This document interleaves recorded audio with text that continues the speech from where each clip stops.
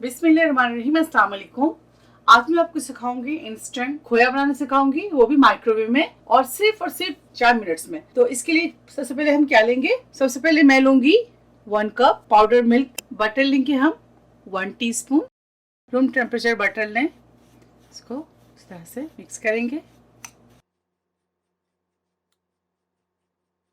बहुत आसान है ये खोया बनाना। यहाँ मैंने लिया है thick cream 200 ml। Thick cream इसके अंदर शामिल कर दें दूध के साथ।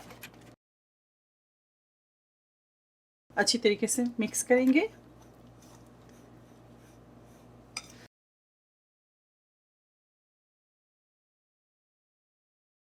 अगर आप चाहें तो इसके अंदर छोटी इलायची पाउडर भी ऐड कर सकते हैं।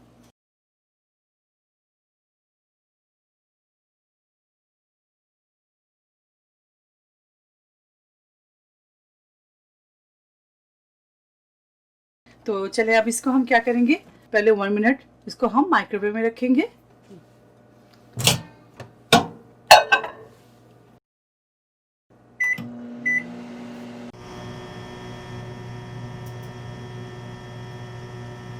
ये देखिए, पहले 1 मिनट इसको माइक्रोवेव किया हमने। तो मिक्स करेंगे दोबारा से, फिर 1 मिनट रखेंगे। ये देखें, दोबारा से फिर इसे हम 1 मिनट और करेंगे। ये देखिए, दोबारा इसे मिक्स करेंगे।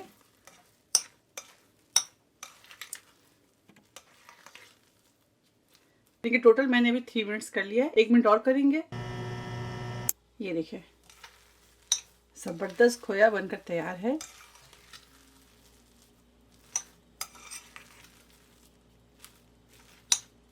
थर्टी सेकेंड और करेंगे हम। ये देखिए, ज़बरदस्त खोया बनके हमारा तैयार है। तो टोटल 4 मिनट 30 सेकेंड दीजिएगा, आपका खोया इस तरह बनकर रेडी हो जाएगा। तो अब हम इसे सर्व करेंगे।